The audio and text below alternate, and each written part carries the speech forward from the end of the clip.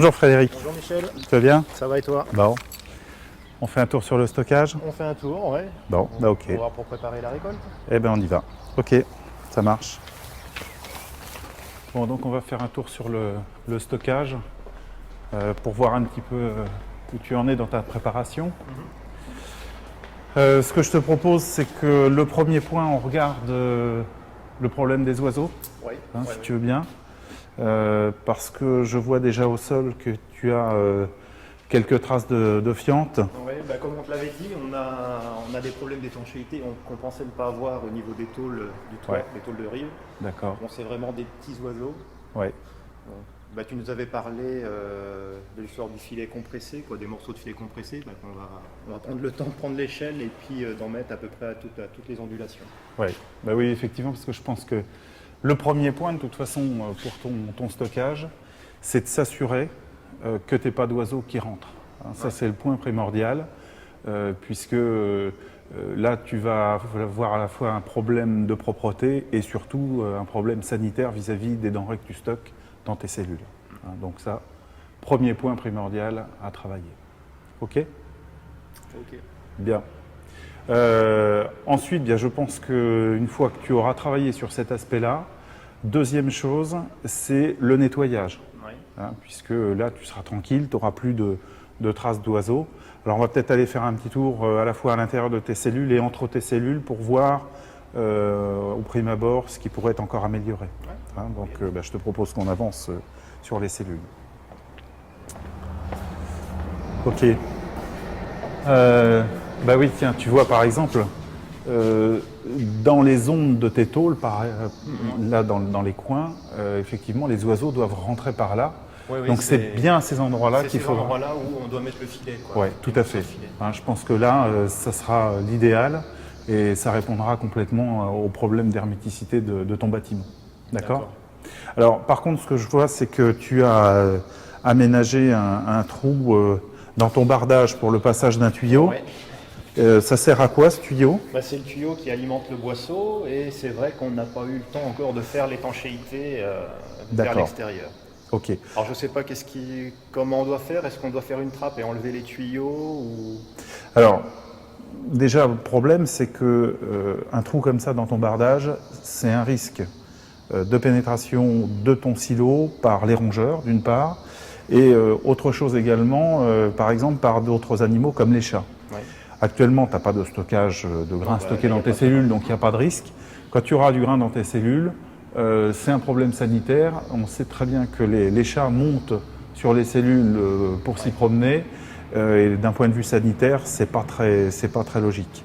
Donc ce que je te conseille, c'est de faire un cadre avec un trou central et une structure qui te soutiennent.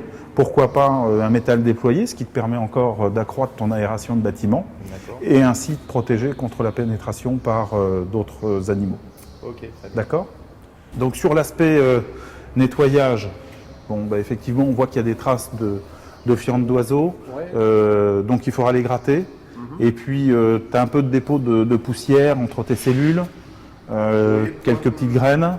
Pour le moment, bon, il y a eu juste eu un coup de balai et c'est vrai qu'on va revenir avec l'aspirateur industriel pour vraiment tout nettoyer, quoi. Ok, bah, de toute façon, c'est l'aspirateur industriel, évidemment, qui est l'outil le plus adapté pour avoir un silo le plus propre possible.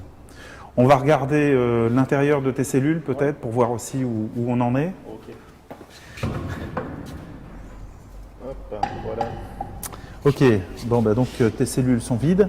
On voit bien, par contre, autour de tes cellules, dans les angles, que tu as encore des dépôts de graines de colza, parce que tu avais stocké apparemment du colza dans cette cellule.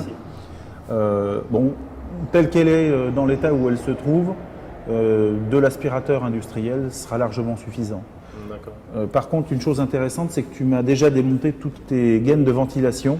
Ouais, on les enlève tout le temps. Hein. Bon, ok. On préfère parce que ça permet de bien les nettoyer. Oui. Comme tu nous avais conseillé, d'éviter que les brisures s'amoncellent sur les trous. Donc elles sont démontées tout le temps et on les remet juste avant la désinsectisation. Ok, bon, bah, ça c'est le meilleur moyen pour être sûr que tu ne vas pas avoir des populations latentes d'insectes qui attendent que tu recharges ton stockage. Ok, bon, bah là c'est parfait. Alors dans l'aspect de nettoyage, Frédéric, il y a une chose qu'il ne faudra pas que tu oublies, c'est que je vois que tu as des moteurs électriques. Ce qu'il faut faire, c'est leur mettre un petit coup d'air comprimé Ouais. pour les dépoussiérer avant de passer ton coup d'aspirateur sur l'ensemble de ton sol. Comme ça, tu seras tranquille. Ça sera déjà une partie de maintenance sur ton matériel et des nids à insectes en moins. Il y a insectes aussi. Quoi. Voilà. Ok, ça marche? Ok, ça marche. Bon, et puis donc, dernier point aussi sur l'aspect nettoyage. Je vois que tu as un sac qui est là, un big bag. C'est quoi que tu as dedans? C'est un sac de petits blés de déchets de la récolte. C'est vrai qu'on évacue au fur et à mesure et celui-ci, c'est le dernier, il est resté sur place. Alors, ça, un sac comme ça, il faut absolument l'évacuer parce que c'est à l'intérieur de ce genre de choses qu'on va trouver des populations d'insectes qui sont en attente. Ouais. Et si tu as une contamination par les insectes qui vont regagner tes cellules, ça peut être en partie à partir de là que ça va démarrer. Donc il faut l'évacuer. Et bien sûr l'évacuer dans le cadre du nettoyage avant la désinsectisation de tes locaux. Ouais. Ok? Ok. Bien. Alors une fois que tout ton nettoyage sera fait, eh bien là il n'y a pas de souci. Tu pourras passer un insecticide homologué, bien sûr, pour la désinsectisation de l'ensemble de ton site vide, bien sûr avant la récolte, de manière à ce que s'il reste quelques insectes après la phase de nettoyage, tu aies une population la plus basse possible Avant l'entrée du grain. avant l'entrée du grain. Okay. D'accord? Ça marche? Ouais, donc on a placé nos boîtes pour les rongeurs ici, quoi, comme tu l'avais conseillé. D'accord. Alors pense bien surtout, c'est à vérifier que tu as des appâts à l'intérieur. D'ailleurs, on peut peut-être en profiter pour regarder. Alors tu vois, visiblement, c'est vide. Il y a dû y avoir un peu de consommation, ce qui est tout à fait normal. Mais pense bien à recharger en appât dès que ton nettoyage sera terminé, pour être sûr que s'il y a encore des animaux qui traînent sur ton stockage, eh bien, tu puisses être sûr de les éradiquer avant de rentrer ton grain. Et puis surtout, n'oublie pas de les laisser toujours aux endroits que tu as indiqués, de manière à ce qu'on sache où tu as positionné tes appâts et qu'il n'y ait pas de perte d'appâts éventuellement dans les produits stockés. D'accord? Alors, ce que je te conseille aussi, Frédéric, c'est qu'à l'entrée de ton bâtiment, tu installes aussi une boîte avec des appâts contre les rongeurs. Deux choses auxquelles il faut que tu fasses bien attention. La première, c'est qu'en fait, un rongeur va toujours se déplacer le long de la paroi. D'accord? C'est les chemins par lesquels il se promène dans les bâtiments. À partir de ce constat, c'est simple ensuite de fabriquer une boîte dans laquelle tu vas aller isoler tes appâts, mais qui sera attractive pour les rongeurs. Tu prends, comme tu l'avais déjà fait, une boîte à chaussures de ce type-là, toute simple, et en fait, tu découpes un trou à peu près à 1,5 cm de la bordure basse et dans un angle. Okay. Pas comme on a fait là, on va dire. Pas au centre, c'est trop au centre et trop haut. Plus bas et juste sur le côté. Et tu fais exactement la même chose à l'autre bout. Ouais. Quand tu vas placer ta boîte le long de ta paroi, le rongeur va se déplacer et il va simplement voir, lui, un accès dans l'axe de son chemin habituel. Et à un moment donné, il va trouver le gîte et le couvert d'un endroit tranquille, sombre. Il va trouver des choses attractives. C'est les appâts. Alors Frédéric, il y a un point qu'il ne faut pas négliger du tout dans la lutte contre les rongeurs, c'est l'entretien des abords.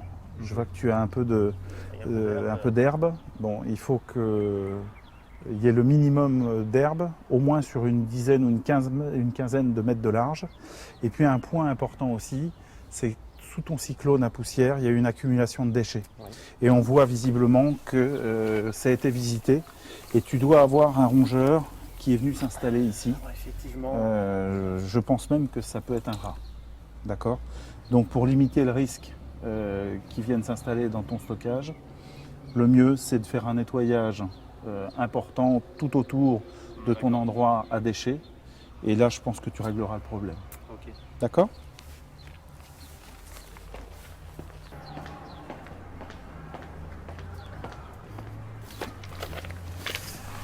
Bon ben voilà Frédéric, je pense qu'on a fait le tour à peu près de l'ensemble des points à voir et puis que tu es prêt pour la récolte. Ouais, on va mettre en pratique tes conseils Et puis ça devrait bien se passer.